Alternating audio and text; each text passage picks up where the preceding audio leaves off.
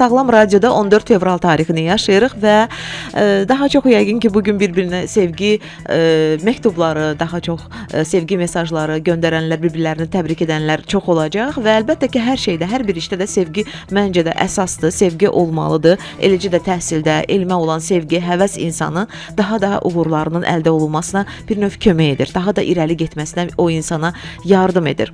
Bugün də təbii ki, təhsildən danışacağıq. Bugün studiyamızda iki maraqlı qonağımız var. Bir qonağımız bizim çəkimizə necə nəzarət etməyimizdən danışacaq. Əslində deyim sizə ki, elə yeməyə də olan bir sevgi var. Bu da bir nüans olsun və eyni zamanda təbii ki, təhsildən danışmaq üçün, hətta xüsusən əziz valideynlər, əgər övladınızın Avropada və yaxud Amerika Birləşmiş Ştatlarında beynəlxalq təhsil almasını istəyirsinizsə, bax bugünkü proqramı xüsusi bir diqqətlə dinləyin. Çünki qonağımız bugün deyim sizə ki, A-Level tədris mərkəzinin təsisçisi, həm də rəhbəri olacaq. Eyni zamanda beynəlxalq təhsil üzrə ekspert Ayan xanım Əliyeva və eyni zamanda dediyim kimi diyeta terapevt doktor Elvira Ağabəyzadə. Hər ikinizi xoş gördük. Salam.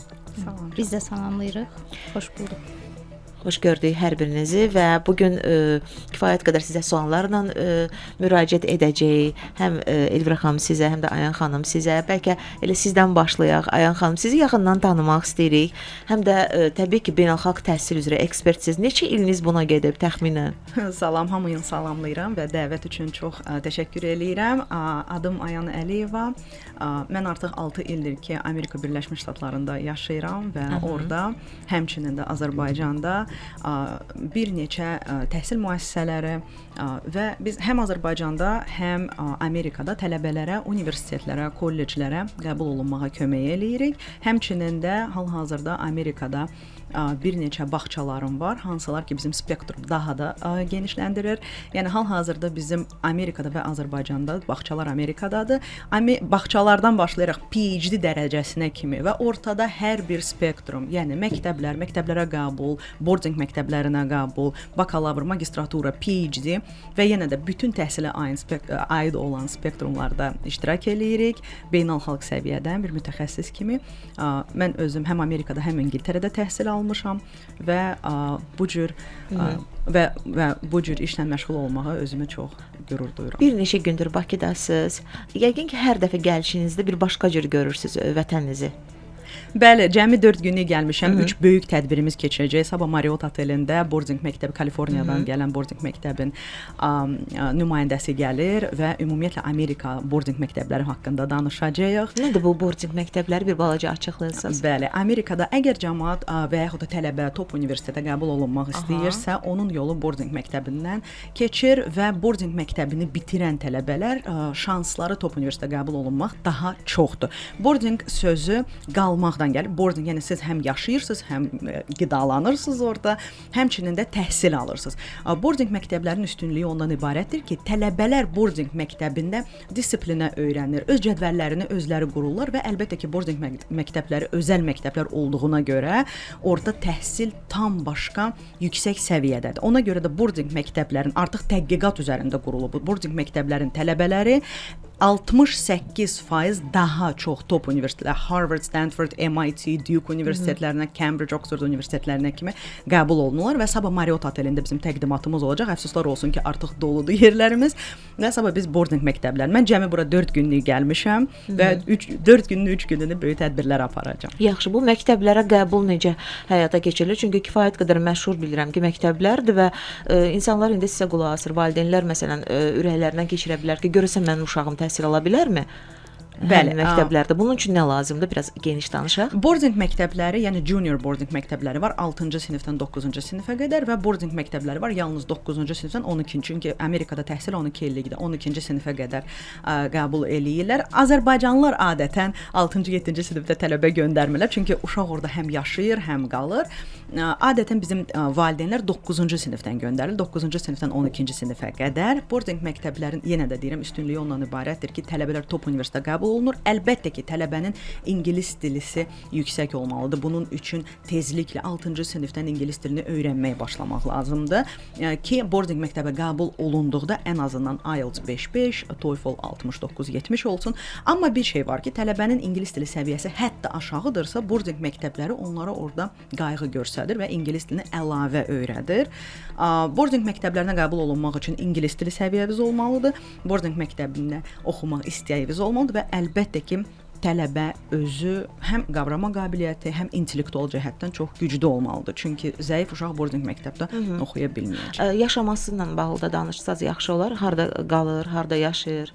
Boarding məktəblərin kampusları var. Yəni orada həm oxuyurlar, həm qalırlar, həm yaşayırlar. Kampusun nəzdində yataqxanalar var. Məsəl üçün bizim indi bu Kaliforniyadan Oaks Christian School adlanır məktəb. Nümayəndə gəlir, sabah kiminki təqdimatı olacaq. Onların məsəl üçün qaldığı yer məhz sanki oteldir, sanki 5 ulduzlu oteldir, Kaliforniyada.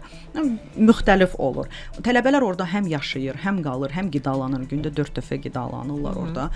Həm də ki, əlavə, məsəl üçün, uşaq dərsini keçdi, onlara 2 saat, məsəl üçün 6-dan 8-ə qədər 2 saat onlara vaxt verilir və məktəb özü əlavə müəllimlər verir, ev tapşırığını hətta onlar əlavə müəllimlərlə eləyirlər. Tələbə boarding məktəbə getdikdə siz əlavə nə extracurricular activities, yəni dərsdən kənara aktivitelər haqda düşünməlisiniz, nə əlavə müəllimlər haqda. Hər bir şey bir kampus nəzdində və hər tərəfli uşağın inkişafı bir kampus nəzdində keçir.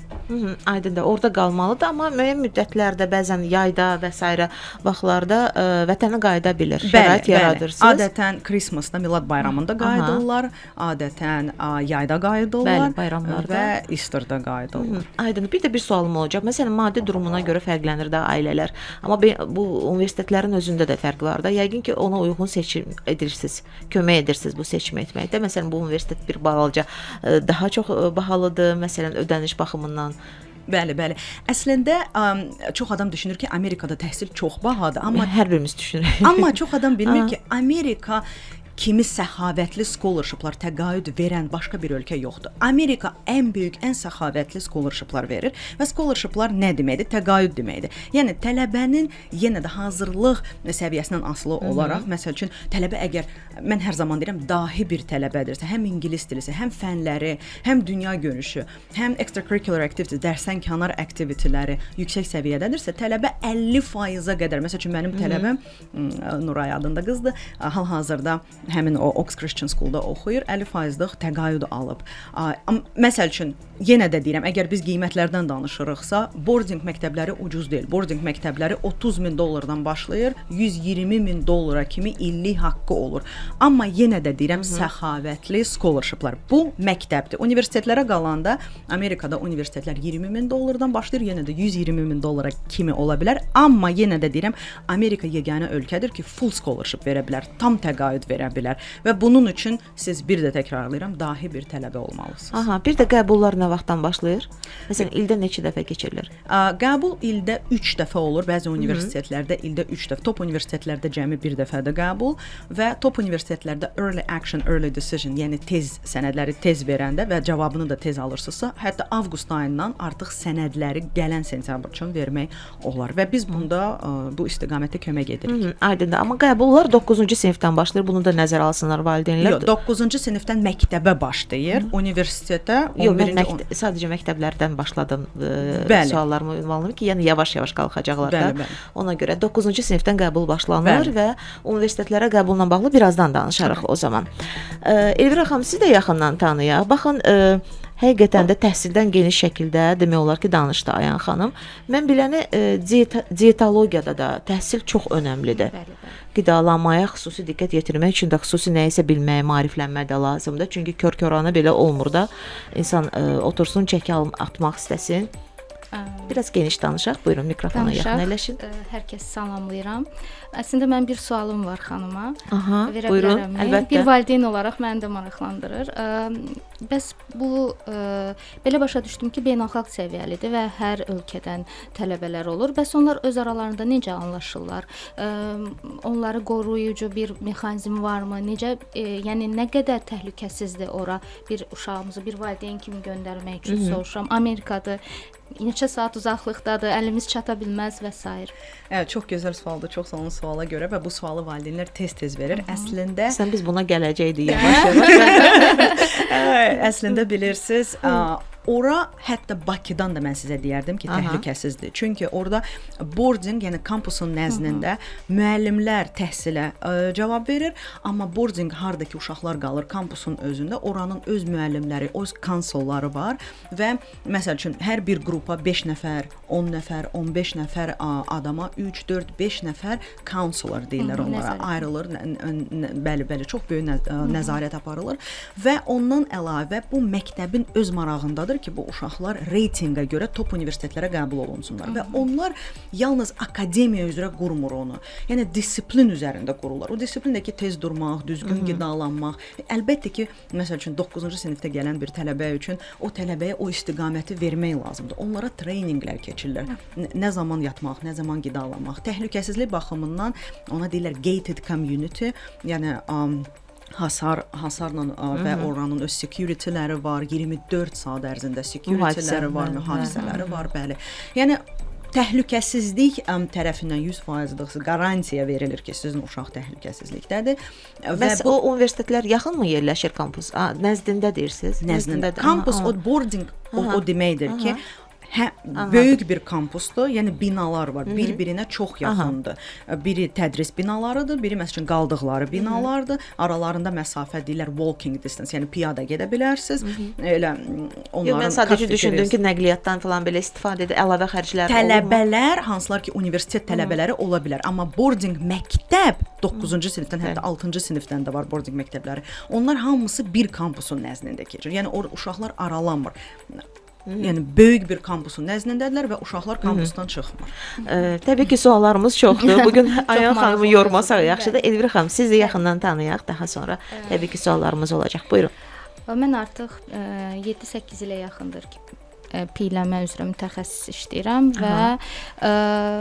və yeni radiolara dəvət almağa başlamışam. Təşəkkür edirəm dəvətiniz üçün də. Çox xoşdur sizi görmək aramızda. Və siz suallar verin istəyirsinizsə o şəkildə. Nəyə görə son illərdə piyləmə daha çox artıb? Hətta mən daha çox narahat edən uşaqların piyləmə xəstəliyi ilə bağlı bir rastlaşmasıdır, artıq tanış olmasıdır. Nədə səhv edirik? Qidalanmamızda hansı səhvlərimiz olur? Elə bizim də valideynlərində. Əslində bir valideyn və yaxud da bir nəfəri və yaxud da ailədə ata-ananı götürsək, onlar səhv etmirlər. Səhv edən insanlıqdır. Yəni tək bir insanın üzərinə atmaq doğru da deyil. Bu günlərim televiziyada televizoru açdığımız zaman reklamlar həddindən artıq ziyanlı qidalarla çoxdur və bu şuur altına işləyir istər-istəməz. Göz önündə marketlərdə olan ziyanlı qidalar var. Uşaq gedən kimi, marketə girən kimi onları görür və valideyn özünü mükafatlandırmaq hissi ilə, yəni mən övladıma nəsə etdim duyğusuyla onu alır. Keçən dəfə pasient gəlib yanıma və deyir ki, bəs biz McDonald's-a aparmayaqmı?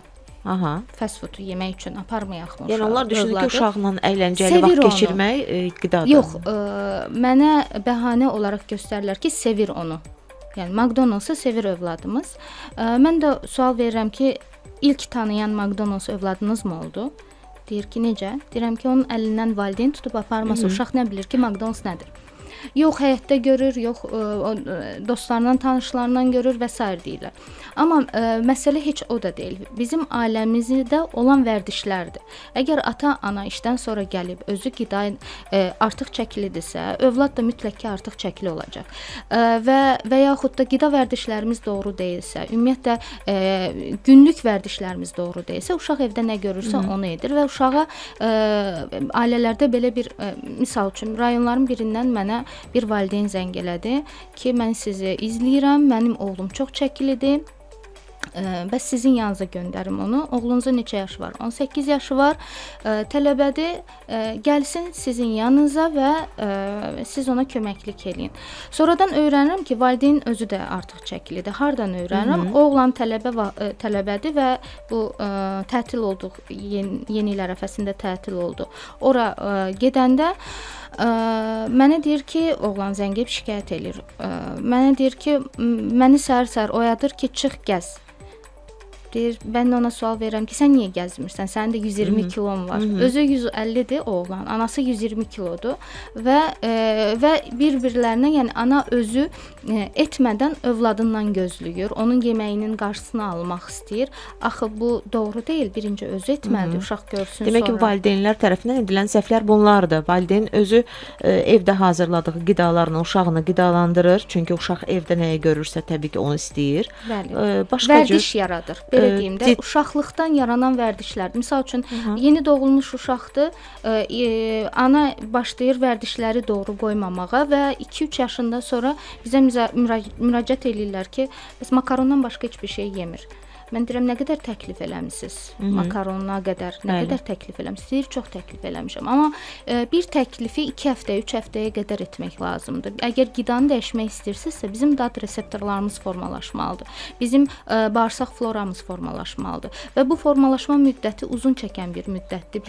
Hər qoyduğumuz qidanı dərhal uşaq yeyə bilməz. Onun orada fermentləşdirən bakteriyaları yoxdur bağırsağında. Bağırsağımızı da idarə edən beyindir. Yəni hər şey beyindən başlayır. Mən deyərdim ki, ikisi bir-birindən əlaqəlidir. Yəni sırf beyin bağırsağı idarə edilir və yaxud da bağırsaq beyni idarə edilir. Belə ayırmamız da düzgün deyil. Çünki beyinə qədər bağırsağın öz florasını düzəldib, misal üçün, əgər biz daha çox şəkər və un məmulatları ilə qidalanırıqsa, beyin avtomatik olaraq daha az düşünməyə başlayır. Niyə? Çünki deyəcəksiniz ki, şəkər vaxt var idi ki, bizə səhər-səhər şirin çay verirdilər. Niyə indi elə bir şey yoxdur? Əgər bizim beynimizi qidalandıran... Məktəbə getməzdən əvvəl heç vaxtı, yəni biz şirin çaysız çıxmazdıq evdən. Mən də o zaman böyümüşəm. Yəni bizə şirin çay verirdilər və bizi yola salırdılar məktəbə ki, yaxşı beynin olsun, zehnin yaxşı olsun və s. Amma hal-hazırda biz gündük o qədər şəkəri qəbul edirik ki, rasyonumuzda və şəkər dediyimiz şey də tək şirin çay deyil, tək şokolad və yaxud da yediyimiz şirniyyatlar deyil. Un məmulatları da şəkərdir, digər şeylər də şəkərdir və günlük biz zaten həddən artıq çox şəkər qəbul edirik. Əslində bəzi dinləyicilərimiz də yəqin razılaşır. Bəzi insanlar düşünür ki, yəni şəkər atmaq, arıqlamaq, ümumiyyətlə pəhrizə oturmaq o deməkdir ki, ümumiyyətlə həmin şeyi yeməyəcəksən. Amma dietoloqlarla danışanda deyirlər, icazə veririk yeməyə. Sadəcə az-az yemək lazımdır. Yəni ürəyin istəyir, tutaq ki, həftədə bir dəfə özünə yəni bir hədiyyə eləyə bilərsə, siz bayaq söylədinizsə, yəni məqsədimizdən asılıdır. Bilirsiniz, bu məncə sağlam çəki atmaqdır. Mən hər zaman mənim yanıma gələn insana sual verirəm. Siz sağalmaq istəyirsiniz, yoxsa arıqlamaq istəyirsiniz? Çünki sağalmaqla arıqlamaq arasındakı fərq kalori defisitindədir. Amma sağalmaq deyilən bir şey, burada insan gəlir, baxırsan, Hashimoto xəstəsidir, qalxan bənzər vəzinin problemləri var, amma insan deyir ki, mən ət yeyə bilmirəm. Nə yeyirsiniz? Yesəm toyuq əti yeyirəm, yesəm azacıq, az bir şəkildə. Yəni seçir ət məhsullarını. Niyə? Çünki fermentləşdirən onun bədənində bakteriyalar yoxdur. Artıq burada mən onu müalicə etməyə başlayıram. Söhbətimiz uzun çəkəcək. Mən sizə xatırladıram ki, reklamlar bizi gözləyir, amma sağlam təhsilin sponsoru Rabitəli Nitq Reabilitasiya Mərkəzidir ki, hansı ki, biz daha çox valideynlərin qarşılaşdığı problemləri uşaqlarla bağlı vurğulayırıq. Baxın, uşağında nitq problemləri varsa, nitq qüsurları varsa, valideynlər axtaracağı mütəxəssisi, yəni tapmaqda çətinlik çəkirlər. Düzgün mütəxəssis olmalıdır, hansı ki, boş-boş bu təlimlər keçirilməməlidir, terapiyalar aparılmamalıdır. Ən əsas nəticə təbii ki, valideyn istəyir. Ona görə də mən sizi istəyirəm yönləndirəm Rabitəli Nitq Reabilitasiya Mərkəzinə 050 867 27 43 nömrəsi ilə əlaqə saxlayın. Həkim loqopedlər hər bir uşaq üçün ayrıca bir hazırlanan fərdi məşqlərlə bu problemləri aradan qaldıracaqlar. O ki qaldı Smart Education bağçalar şəbəkəsinə. Mən deyim ki, 2016-cı ildə yaradılan Smart Education bağçalar şəbəkəsi ilk filialı ilə Yelləncə ilə başladılar. 2017-də daha sonra Suna uşaq bağçası, 2018-də Minika uşaq uşaq bağçası və ən sonda 2022-ci ildə Piramida Tədris Mərkəzi ilə fəaliyyətlərini davam etdirirlər. Ölkəmizdə bir çox bağçaların bilirsiniz ki, Nazirlər Kabinetinin nizamnaməsinə uyğun olaraq qurulmasına bir dəstəyi var. O cümlədən də Smart Education-ın bağça xidmətlərindən əlavə şirkət uşaqların fiziki və mənəvi inkişafı üçün də xidmətlər göstərir. Salam təhsildə bugün 2 maraqlı qonağımız var, əziz dinləyicilərimiz.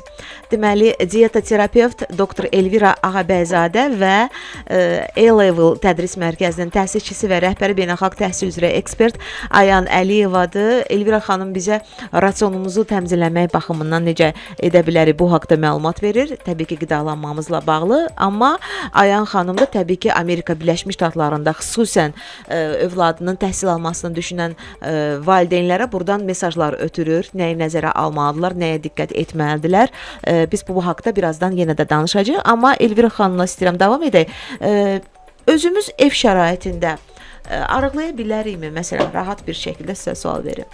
Əlbəttə bilərik. Amma insanların ev şəraitində uğur qazanmamalarının ən böyük səbəblərindən biri davamlı etməməkləridirlər. Onlar misal üçün məqsəd qoysalar qabağına ki, həftəyə 2 kilo arıqlaya bilərəm, rasionunu azaltmaqla, kalori defisiti yaşamaqla bunu edə bilərlər və bəlkə də heç bizə də ehtiyac qalmaz. Amma məsələ ondadır ki, çoxları bunu etmir. Niyə? Nəzarətləri olmadığı üçün üzərində. Bir gün edirlər, bir gün etmirlər, motivasiyadan düşürlər və onların fikrinə görə motivasiya davamlı olmalıdır. Yəni motivasiyada qalmalıdırlar ki, uzun müddət və bunu etsinlər. Amma motivasiya olmamalıdır. Motivasiya özü davamlı bir şey deyil. Davamlı olan davamlılığın özüdür. Yəni misal üçün məqsəd qoysalar ki, mən bir həftəyə 1 kilo arıqlayacağam və bunu davamlı olaraq etsələr, 1 kilonun uğuru onlara motivasiya verəcək. Və motivasiya verəcək növbəti həftə üçün. Növbəti həftə üçün yenə davamlı etsələr, 1 kilo da itirsələr, yenə bir uğur əldə edirlər və bu uğur onları motivasiyada saxlayır. Motivasiya uğur gətirməz. Nəticə. Niyə? Misal üçün onlar fikirləşirlər ki, mən motivasiyam yoxdur, mən uğur qazanmıram. Xeyr, uğur qazandıqca motivasiya gəlir. Bir də çəki atıb insan da sevinir ki, aha, deməli nəticə var, elə belə də davam edir. Amma birdən-birə sanki çəkidə bir donma yaşanır. Bəli, normal. Bu normaldır. Bəli, normaldır. Həmin an dərhal ruhdan düşür. Bəli, ruhdan düşür. Çünki doğru getməyən bir proseslər var. Misal üçün insan hər şey eyni qaydada gedir, eyni pəhrizdir. Demək olar artıq heç nə yemir. Dediyi qidalardan hamısından, yəni pəhriz zamanı imtina edib. Amma birdən-birə çəki getmir, yəni dayanıb. Bizim çəkimiz duran yerdə yaranmır axı. Demək ki, bir problem var ki, çəki alırıq. Bu həm hormonal pozuntu ola bilər, həm bizdə dəmir əskikliyi ola bilər, feritin əskikliyi ola bilər, müxtəlif yuxu pozuntuları ola bilər, stres fonunda artmış çəki ola bilər. Əgər biz bunun səbəbini ortadan götürmürüksə, çəki vermədə problem yaşaya bilərik. Çəki verdik iradəmiz hesabına, cəhdlərimiz hesabına çəki verdik, amma sonda ola bilər ki, misal üçün, ola bilər ki, çəki dondu. Çəki donma səbəbi bizim 120 kilomuz var, 120 kilodan 10'unu verdik, 110'da dayandıq. Bu 10 kilo sizcə pidir yoxsa ödəm? Əzələyə yəqin ki, daha çox piy olar. Yox, biz müəyyən qidaları çıxartdığımız üçün rasiondan azaltdığımız, ən çox nəyi çıxarırlar? Şəkəri, unu və s. çıxarırlar. Düzdürmü ki, arıqlasınlar. Onların verdiyi iltihabdır. O iltihabın fonunda yaranmış bir ödəm var. O ödəm gedir, amma yağın parçalanması müddəti üçün çox uzun müddət lazımdır. Buna səbirləri çatmır. Bəli. Çünki o birdən-birə yığılmıyor baxı. Ona dayılar gedir. Bir hüceyrədə lipoliz prosesi özü, yəni bir yağın parçalanması özü 21 günə qədər çəkə bilir. Misal üçün müəyyən aparat prosedurlarına gedirlər və deyirlər mən arıqlamadım. Axı biz 2 həftə heç dözmədik. 2 həftədən sonra gedir piyin parçalanması. İlk gedən ödəmdir. Ödəmlə bərabər gedən iltihabdır. Bədən özünü tanımağa başlayır. Hormonlar qaydasına düşməyə başlayır. Amma biz yuxumuzu pozuruqsa, yuxu heç bir şəkildə düzəlmirsə, bəs o zaman. Çünki saat 11-dən 3-ə qədər, gecə 11-dən səhər 3-ə qədər bizim belə deyək, bədənimizdə melatonin hormonu sintez olunur və o da piylərin parçalanmasında iştirak edən bir hormondur. Biz ona riayət eləmiriksə, digər nüanslar var. Onlara riayət elə bilmiriksə, eləmək istəmiriksə, dəyişmək istəmirəm. Mən heç bir şey dəyişmək istəmirəm. Mən yuxumu dəyişmək istəmirəm, mən rasionumu dəyişmək istəmirəm, vərdişlərimi dəyişmək istəmirəm, amma mən çəki vermək istəyirəm. Mənə elə bir preparat deyin ki, mən çəkimi verim. Bəli, bu gün bazarda kifayət qədər çəki vermək üçün vasitələr var. Amma nə baş verir? Düzgün getməyən proses olduğu üçün çəki verirlər və sonradan o çəki yenidən onlara çox sürətli şəkildə qayıdır. Buna aiddir mədək çitmə əməliyyatları, buna aiddir liposaksiyalar, buna aiddir digər vasitələr. Yəni bizim çox pis bəlkə səslənəcək, ağzımızı bağlamadığımız müddətcə çəkilərimiz geri qayıdacaq. Hətta deyirlər yeganə yolu budur, skoçla bağlamaq lazımdır. Bir də insanın özünün də halı var. Bəzən insan depressiyaya düşəndə, stres yaşayanda da çox yeyir. Məncə elə bütün demək olar ki, yoxlanış hər şey ondan başlamalıdır. İnsan bir müəyyən bir analizlərdən keçməyə məncə də lazımdır. Ümumi bir halı təbii ki, müayinələrdən keçirilməlidir. Daha sonra artıq pəhrizə nəzarət olmalıdır. Ümumiyyətlə pəhrizə keçməyə həmin insana xeyir verəcək, nəticə verəcək, o da bir sual altındadır. Mən biləni, Ayən xanım, Amerika Birləşmiş Ştatlarında da piylənmədən kifayət qədər insanlar, yəni ilk ölkələrin sırasında da deyərdim, əziyyət çəkirlər. Mikrofona biraz yaxın əyləşək, danışaq bu barədə. Nədir onlarda düzgün olmayan? Fast food. Orada ən böyük problem fast fooddur və Amerikada 70-ci illərdə yəni bir analiz keçirtdilər və orada məsəl üçün low sugar getməkdənsə, yəni şəkəri kəsməkdənsə, onlar low calorie getdilər. Yəni kaloriyaları kəsdilər. Və hər yerdə yazılırdı low calorie, yəni kaloriyalar az olsun deyə. Amma bu ən böyük bir səhv idi. Çünki şəkəri hər şeyə qatırlar Amerikada. Amerikada biz şəxsən məsəl üçün mənim ailəm biz çalışırıq ki, ancaq orqanik marketlərdən qidamızı alaq. Çörək ümumiyyətlə çörək yemirik biz orada. Çörək almırıq. Çünki hətta çörəyə də şəkər qatırlar. Yəni elə bir növ çörək seçməlisən ki, onun içində heç nə olmasın. Yəni Amerikanın ən böyük problemi ilk öncədən piyada gəzmirsən orada hər bir şeyi maşın sürürsən və ikinci şəkər. Yəni şəkər hər bir yerə qatılır. Həm də ki mübarizə aparır. İndi onlar necə mübarizə aparırlar? Xanım dediyi kimi hər bir şey sizin iradənizdən asılıdır və hal-hazırda Amerika tam bir kampa bölünüb. Yəni sağlam yaşayan insanlar və fast food yeməyə davam edən insanlar, yəni orta yoxdur.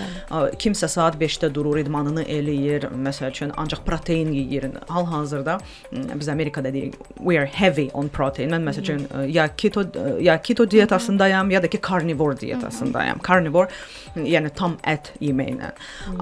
Və bizim ailədə belə.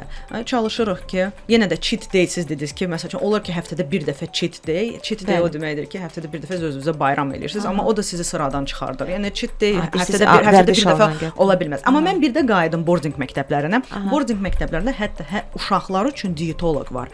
Yəni yeməklərini əlbəttə ki, orada sup da olacaq, birinci, ikinci salatlar olacaq, amma uşaqlar hər zaman pizza və burger istəyəcək və hətta uşaqlara icazə verirlər, çünki indi düzgün başa düşmək lazımdır. Bəli, onlar hətta hardansa sifariş də eləyə bilərlər. Amma mən yenə də deyirəm, hər bir məktəbdə, hər bir boarding məktəbdə siz nə görə bilərsiniz? Siz görə bilərsiniz salad bars, yəni böyük bir masadır, masanın üzərində müxtəlif salatlardır.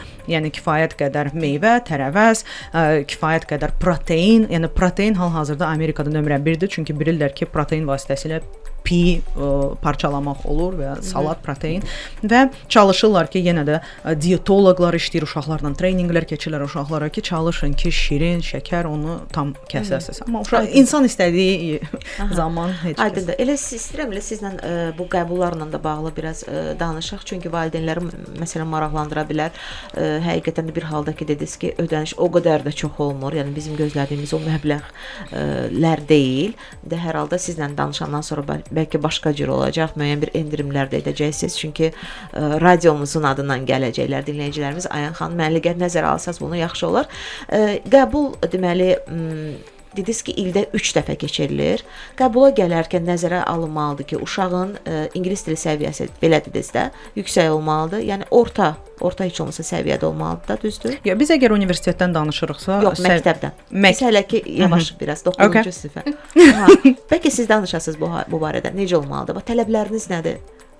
Bizim tələblərimiz, deməli məktəbin tələbləri. Əgər tələbə məktəbə gedirsə, boarding məktəbinə gedirsə 9-cu sinifdən 12-ci sinifə qədər hər halda başa düşmək lazımdır ki, uşaq oturub dil daşıyıcıları ilə bir sinifdə dərs keçəcək. Dil daşıyıcıları, yəni Amerikanlardır, Kanadalılardır, ingilislərdir. Hansılar ki doğulub və o dildə dil açıblar, belə deyək. O uşaqlar artıq 9-cu sinifə kimi o sistemdə oxuyublar və onlarla rəqabət aparmaq kifayət qədər çətindir. Ona görə də mən hər zaman tövsiyə eləyirəm ki, uşaqlar, əgər sizin xaricdə oxutdurmaq fikriniz varsa, uşaqların ingilis dilini 1-ci sinifdən ciddi şəkildə inkişaf elətdirməyə başlayın. Amma ən gecə 5-ci sinifdən, ən gecə. Çox adam deyir ki, mənim uşağım burada Azərbaycanda özəl məktəbdə oxuyur və özəl məktəbdə ingilis dilində dərs keçirlər. Aha, burada bir sual yaranır. O dərsi kim keçir? Yerli müəllimlər keçirsə, yenə də orada ləhcə olacaq, aksent olacaq, kifayət qədər söz bazası olmayacaq, frazeoloji birləşmələr olmayacaq və s. Əgər xarici müəllimdirsə, kimdir onların xarici müəllim? Pakistanlıdır, Hindistanlıdır, Filipin, kim? Başa düşürsüz? Yəni burada amma biraz da çətinləşəcək axı o zaman. Bizdə çünki yerli müəllimlər rus dilində, daha doğrusu ingilis dilində, xarici dildə dərs keçirlər. Əksəriyyəti demək olar ki, o da düzdür. Bəzi mərkəzlər var ki, orada xarici, yəni əcnəbi müəllimlər də tədris edir, amma şəxsən mənim mərkəzimdə əcnəbi müəllimlər var. Kimə lazımdır gəlin bizim mərkəzə? Yəni əgər ingilis dilindən hazırlaşıb daha sonra bu məktəblərdə düşünən valideynlər varsa, biraz onlar üçün mənə gəlir ki, bilirsiniz, yenə də dediyim kimi, bir də siz dediniz ki, əgər təbii ki onlarla dil baxımından biraz çətinlik yaşanmasın deyə əlavə deyəsən kurslara da həmin şagirdlər yazılırlar. Əgər uşaqlar yazılmırlar, əgər uşaqlar boarding məktəbə gedirlərsə və ingilis dili səviyyələri yenə də çətinlik çəkirlər, kifayət qədər deyil, həmin boarding məktəbi tələbəyə əlavə müəllim verir. Siz heç yerə yazılmırsınız, əlavə pul ödənirsiniz. Hər bir şey həmin məbləğin içindədir və sizin uşaqla gündəlik əlavə ingilis dili keçəcəklər, ev tapşırığını eləməyə kömək eləyəcəklər. Yəni burada kompleksli yanaşmadır. Siz tələbəni sadəcə olaraq kampusa, məktəbə buraxırsınız və heç bir barədə daha fikirləşmirsiniz. İlin hansı, məsələn, hansı aylarda qəbullar başlanır? Yanvar. Əgər biz boarding məktəbdən yenə də danışırıqsa, biz artıq sənədləri yanvardan başlayırıq yığmağa ki, uşaq sentyabrda, avqustun sonu başlayır məktəbə. Uşaq avqustda getsin məktəbə. Amma ikinci intake, yəni ikinci dəfə sənədləri verə bilərik yanvar ayı üçün. Onu da sentyabrda başlayırıq yığmağa, yanvarda uşaq gedir. Amma bir də görürsüz ki, tələbə, məsəl üçün, hər bir hansı məqsədə görə valideyn köçdü, məsəl üçün, Vaşinqtona, diplomatlardır və s. Onları noyabrdan da qəbul eləyəcəklər, oktyabrdan da qəbul eləyəcəklər. Sadəcə olaraq düzgün sənədləri yığırıq. Məktəbə siz orada daha flexible-dır, orada daha, yəni siz daha tez verə bilərik sənədləri və əgər məktəbə gediriksə, hər hansı bir aydan başlaya bilərik, əgər sənədlər düzgün yığılıbsa. Universitet yalnız 2 dəfə, 3 dəfə verə bilərik. Sənədlər düzgün yığılıbsa, yəni nə tələb olunur? İngilis dili, məktəbdən hal-hazırdakı oxuduğu məktəblərin son 3-cü sinifin qiymətləri, tövsiyə məktubları, motivasiya məktubları, yəni kifayət qədər sənədlər var. Digər fənlərdən də göstəriciləri. Hər bir fəndən biz göstərici göstərməliyik ki, uşaq öz məktəbində, hətta rus dilində oxuyubsa, Azərbaycan dilində oxuyubsa, yenə də o fənləri necə bilir. Və adətən belə məktəblərə riyaziyyatdan və ingilis dilindən imtahan verir uşaq.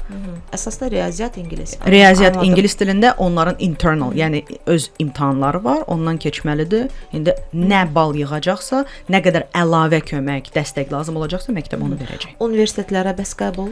Universitetlərə qəbul adətən olur 2 dəfə, amma elə universitetlər var ki, 3 intake, yəni 3 dəfə qəbul eləyirlər. Sentyabr, yanvar və midterm deyirlər aprel ayında. Daha çox, yəni top universitetlər ildə 1 dəfə qəbul eləyir. Sentyabrdan başlayır. Bəzi universitetlər var ki, yanvardan da başlayır. Çox yaxşı universitetlərdir onlar da.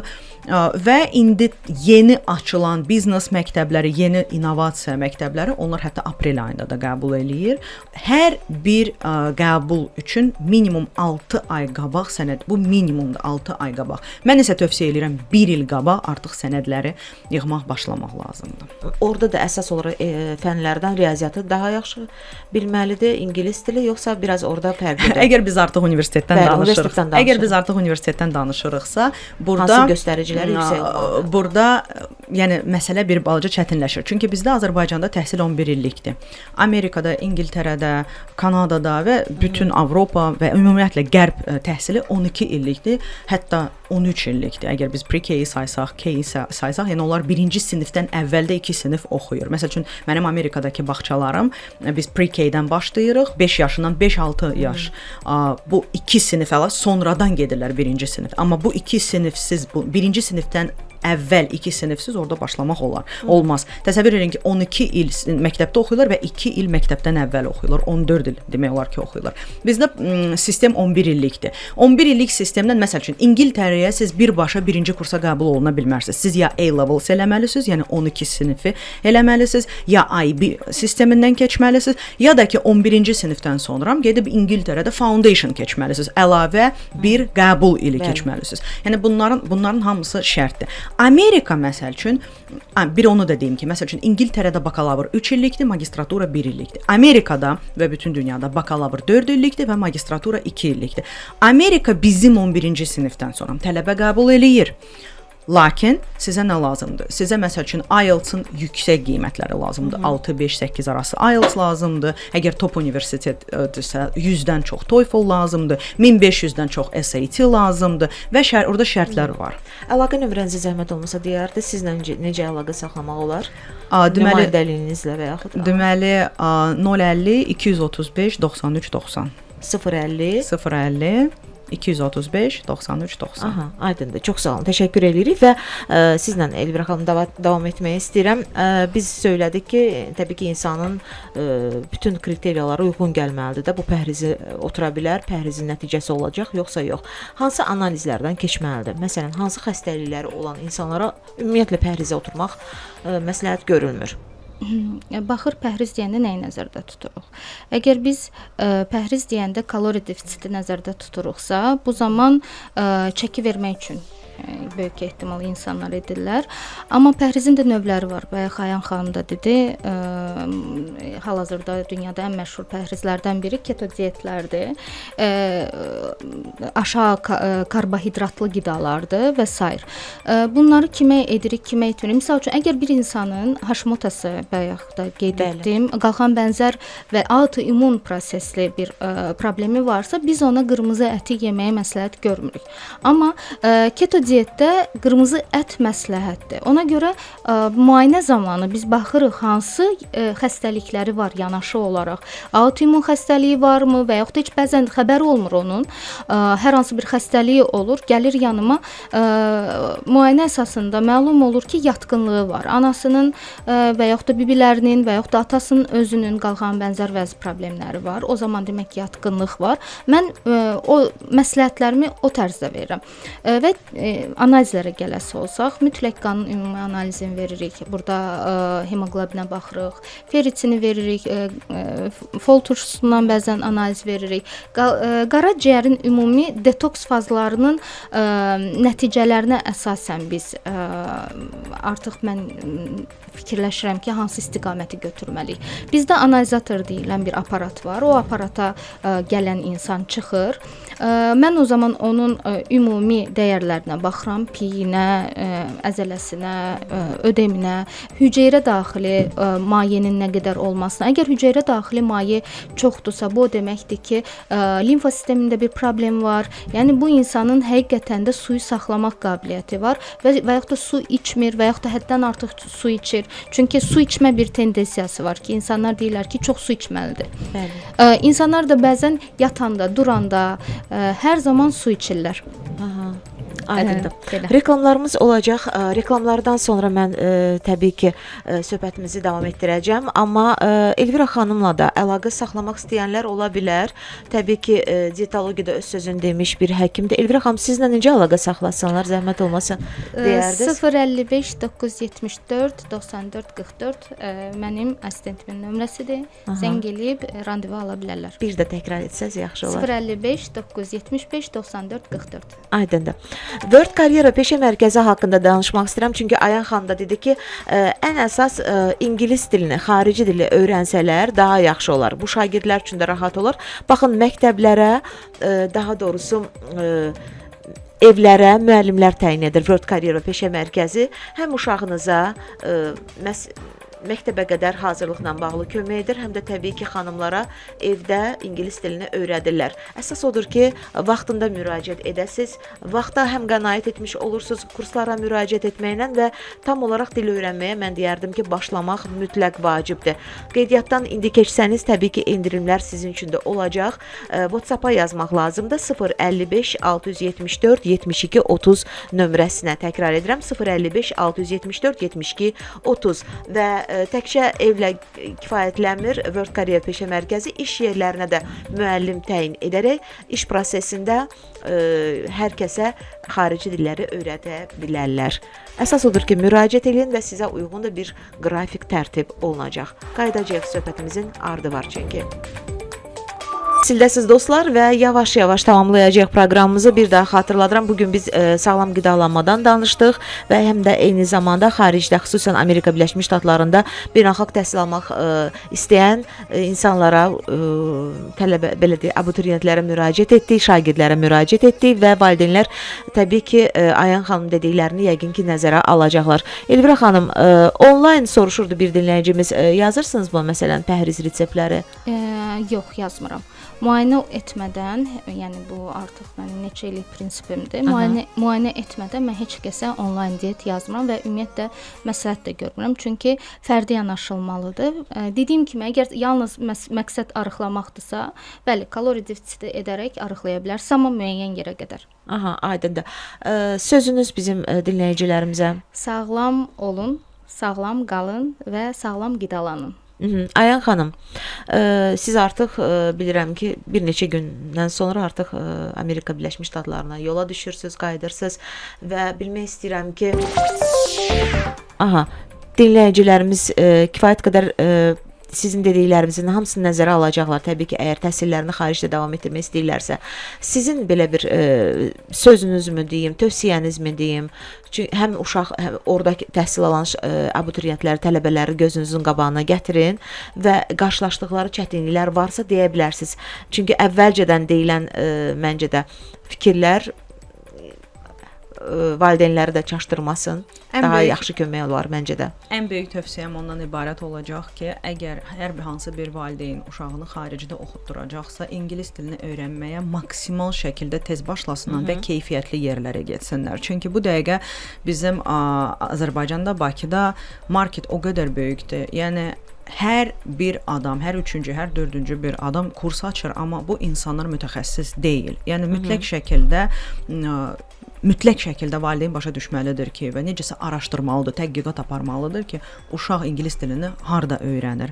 Bu bir. İkincisi də ki, riyaziyyat ingilis dilində çalışsın, hətta özəl məktəbdə oxumursa, ingilis dilində oxumursa, çalışsınlar riyaziyyatı ingilis dilində öyrətsinlər və yenə də maksimal şəkildə keyfiyyətli ingilis dilinə başlasınlar. Çünki həm məktəb, həm universitet, hər bir təhsil müəssisəsi sizdən ilk öncədən ingilis dili imtahanının nəticəsini istəyəcək. Belə. Təşəkkür edirik gəldiyinizə görə. Bir daha xatırladıram, qonaqlarımız bugün dietoterapevt doktor Elvira Ağabəyzadə və eyni zamanda A-Level Təhsil Mərkəzinin təsisçisi və rəhbəri beynəlxalq təhsil üzrə ekspert Ayan Əliyeva idi. Bir daha minnətdarıq gəldiyinizə görə və proqramımızın sponsorları Rabitəli Nitq Reabilitasiya Mərkəzidir. Biz hər zaman deyirik, valideynlərin başlıca səhvi uşaqları ilə bağlı olan hərəkətləri də davranışlarıdır. Məsələn, telefon qarşısında uşaqlar daima yanaşma olduqlarına görə, uşaqla ünsiyyət qurmadıqlarına görə bu problemlər onlarda ona görə yaranır. Uşaqlarınıza nitq ləngiməsi görərsinizsə, mütləq şəkildə müraciət edin 050 867 27 43 nömrəsinə. Smart Education bağçalar şəbəkəsinə də müraciət etməyinizə bir səbəb var. Çünki uşaqlarınızın həm təhlükəsiz, eyni zamanda sevgi dolu bir ahəngdar bir inkişaf mühitində təhsil almasını istəyirsinizsə, bir böyüməsini istəyirsinizsə, buyurun müraciət edin Smart Education bağçalar şəbəkəsinə. Onlar sadəcə öyrətmirlər, həm də uşaqların xoşbəxt böyüməsinə kömək edirlər. 050 988 30 62. World Career və Peşə Mərkəzi xarici dil öyrənilməsi davam edir. Çin, Koreya, Alman, Rus, İngilis dillərini öyrədəcəklər. Yetər ki, müraciət edin, WhatsApp-da yazın 055 674 72 30 nömrəsinə. Başkənd restoranlar şəbəkə sabah həftə sonudur, artıq başlayır və istirahətinizi ailəlikcə də siz Başkənddə keçirə bilərsiniz dostlar. Beləcə yekunlaşdırdıq həm bugünlük, həm də bu həftəlik sağlam təhsili. İnşallah gələn həftədə maraqlı mövzularla, maraqlı qonaqlara üz-üzə olacağıq. Burada studiyamızda təhsillə bağlı təbii ki, müzakirələrimizi davam etdirəcəyik. Sağ olun, salamat qalın.